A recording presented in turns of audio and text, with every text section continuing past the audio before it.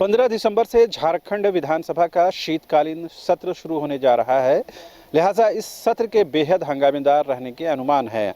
दरअसल एक लंबे अंतराल के बाद झारखंड विधानसभा को नेता प्रतिपक्ष के तौर पर अमर बावरी मिले हैं। लिहाजा उनकी मौजूदगी में पूरा जो विपक्ष है वो कहीं न कहीं सत्ता पक्ष पर हमलावर होगा। इस वक्त हम मौजूद है विधानसभा परिसर में, जहां की तस्वीरें आपको दिखाना चाहेंगे कि आज से 3-4 दिनों के बाद अब यहां पर पूरा जो है विधायकों के आने जाने का सिलसिला शुरू हो जाएगा और तमाम जो पत्रकारों की मौजूदगी पर यहाँ भी होगी। लेकिन खास बात यह है कि एक तो अमर बावरी की मौजूदगी में विपक्ष जो है सत्ता पक्ष पर हमलावर रहेगा। दूसरी बात यह है कि जिस तरह से कांग्रेस के जो सांसद हैं धीरज साहू, उनकी मौजूदगी में और उनके ठिकानों से जिस तरह से करोड़ों रुपए की बरामदगी हुई है, उसके बाद जिस तरह से प्रधानमंत्री नरेंद्र मोदी का 2-2 ट्वीट आ गया है, उसके बाद कहीं न कहीं पूरे देश में जो है कांग्रेस पर हमले किए जा रहे हैं। अब कहीं न कहीं झारखंड विधानसभा के सत्र के दौरान ये बात विपक्ष जोर शोर से उठाएगा कि किस तरह से जो है कांग्रेस के शासनकाल में या कांग्रेस ने जो है भ्रष्टाचार किया है और उसी का जो पैसा है वो बरामद हो रहा है। यही वजह है कि खुद जो बाबूलाल मरांडी हैं, जो बीजेपी के प्रदेश अध्यक्ष हैं, वो लगातार कह रहे हैं कि सदन के अंदर हो या सदन के बाहर हो, हम इस मुद्दे पर जोरदार आंदोलन करेंगे और सदन के अंदर इस मुद्दे को जोर शोर से उठाएंगे। अब चूंकि एक बेहतर मौका लगा है और धीरज साहू प्रकरण को लेकर के कांग्रेस को और पूरी हेमंत सोरेन सरकार को घेरने का एक अवसर प्राप्त हुआ है, लिहाजा विपक्ष जो है इस मुद्दे को किसी भी सूरत में छोड़ने वाला नहीं है। यही वजह है कि इस सत्र को बेहद हंगामेदार रहने की बात कही जा रही है।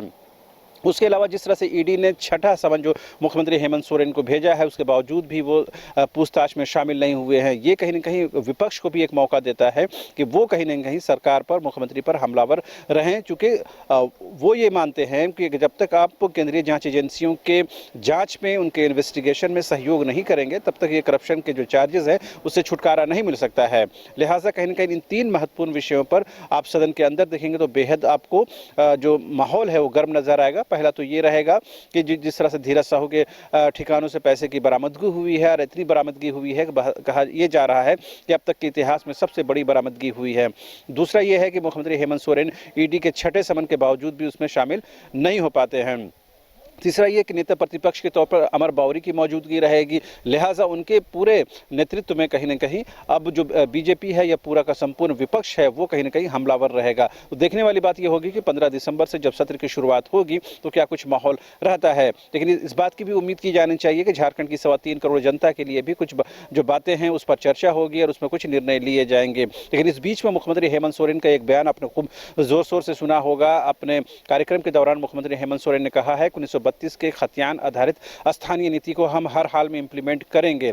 इसी विधानसभा के से मुख्यमंत्री हेमंत सोरेन के नेतृत्व में सरकार ने जो है उस बिल को पास करा करके राजभवन भेजा था, लेकिन अब तक उसका कोई प्रतिफल नहीं निकला है। इस बीच में आपने ये भी सुना होगा कि लगातार 1932 की बात मुख्यमंत्री हेमंत सोरेन कह रहे हैं, रोजगार के मुद्दे पर बात कह रहे हैं कि हम अगले कुछ दिनों में 40,000 50,000 वैकेंसी लेकर आएंगे। उसको लेकर के बेरोजगार जो नौजवान हैं वो उम्मीद करेंगे कि इस शीतकालीन सत्र के दौरान जो है कम से कम जो वैकेंसी जो लंबित है विभिन्न विभागों में, जेएसएससी के माध्यम से हो, जेपीएससी के माध्यम से हो, उन तमाम वैकेंसी पर सरकार कुछ डिसीजन लेगी। आरोप प्रत्यारोप अपनी जगह पर है, लेकिन जो झारखंड के बेरोजगार नौजवानों के हित में अगर इन 5 दिनों में बातचीत होती है और उनको लेकर कोई डिसीजन होता है तो वो भी महत्वपूर्ण मानी जाएगी। खास बात यह भी है कि खुद सत्ता पक्ष की ओर से जो झामुमो के विधायक है लोबिन हेम्ब्रम, वो सत्ता पर हमलावर हैं, मुख्यमंत्री पर हमलावर हैं, खास करके पेशा कानून को लेकर के, सीएनटी एसपीटी एक्ट को लेकर के।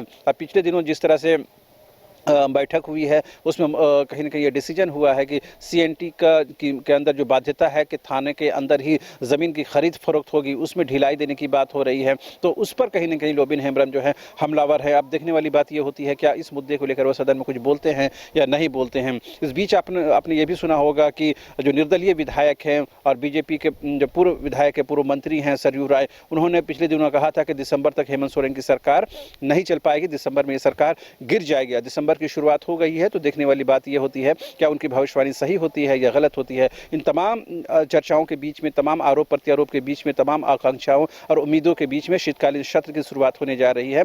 देखने वाली बात यह होती है कि इस शीतकालीन सत्र से झारखंड की 3.25 करोड़ जनता को क्या कुछ मिलता है। कैमरामैन विकास के साथ रांची से शहनवाज।